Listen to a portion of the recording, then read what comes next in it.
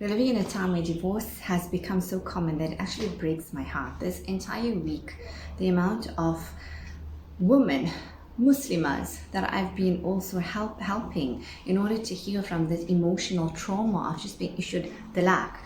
And it just breaks my heart when it's being done. Yes, it is very easy to let go of your wife by just issuing the word talaq, just saying talaq. However, what's happening is that they're being dished out 1, 2, 3. And then they realize after that it's too late. And then what do you have to do? Can you simply take your wife back? No, you cannot. And you're going to ask yourself, why can't you just take your wife back after giving the 3 talaqs? Just to make halala. She has to go and get married again, live a normal life. And then if that doesn't work out, then only. So why do you think it is that way? Yes, there's a lot of things that you have to think about. Because you're going to see your wife or your ex-wife living in a marriage with another man, and then you're going to realize what you actually lost. Now, before you get to that point, I think it's very important that people actually sit and do the healing within themselves. I'm not saying that it's always the man's fault. Women also, we all are human beings. We all have our stuff. We all have the way we think life should be. And then we have expectations of our partner. And sometimes it's really pathological. It's unhealthy. And until we realize, okay, I'm experiencing this. I'm feeling this. It's my issues and I need to work on it. What can I do in order to help the relationship from my side? But the point of this video is, when those 3 are actually given, a lot of the women are actually sitting with the guilt, feeling responsible. But then and again, they were issued the 3 talaqs. Did they actually have any say in it? No, they didn't have any say in it. Could they have done anything? Could they have held their husband's tongue from that? No, they couldn't. So the question is, where to from now? It leaves the woman with a lot of unanswered questions. That is why there's so much of wisdom in how Allah even explains how you should give the talaq. You should give it in stages. First one, and then try and see, can you reconcile? Then there's the second one. It still leaves room for the others. But unfortunately, in today's time, we are not being educated in this manner. And 3 are just being dished out. The levels of divorces are just escalating. And then what is happening? The amount of pain that is going through, and I'm not saying that the woman is the only one that sits with the pain. The man himself will experience some sort of pain. But how is he handling that pain as well? And then why did he just lash out? There's so many reasons as well.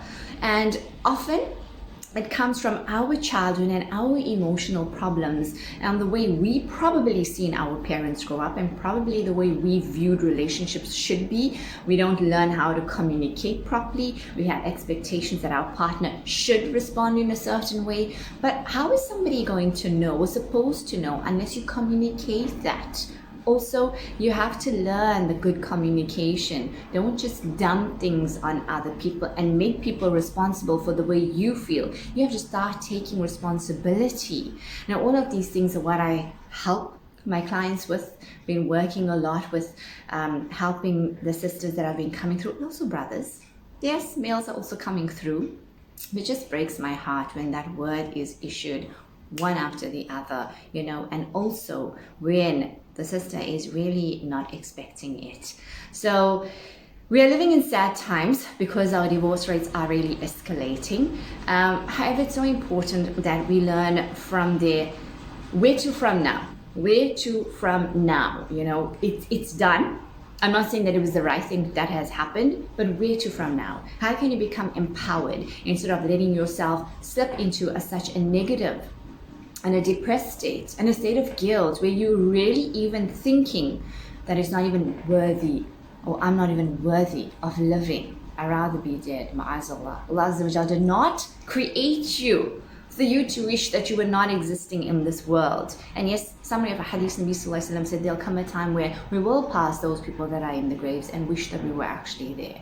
So I'm thinking, is this the time? But anyway, I'm hearing this very often. It is sad, and it's really time that we take responsibility and ownerships. We're going to go through life. We're going to attract certain people. They're going to come and teach us some very, very harsh lessons. But all of that is to really groom you, is to build you, is to shape you.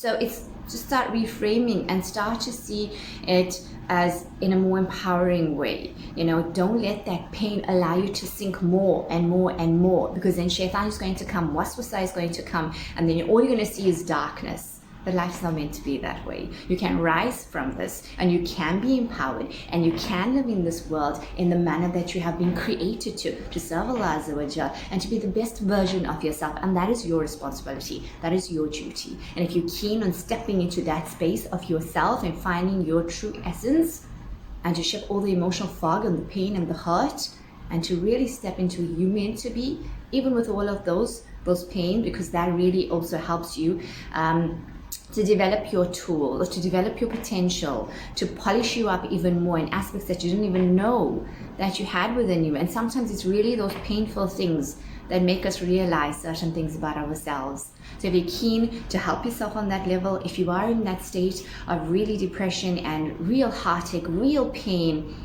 because you've been through a divorce and you don't know how to help yourself, just know it's not all doom and gloom. There are ways to actually help you shift. There are ways to help you to see the light. If you're keen to work with me, you're welcome to contact me. My details are below. I'm Razia Rangrage. And until next time, remember, live in consciousness, live in awareness, be present, live the life you love. Until next time, lots of love and peace.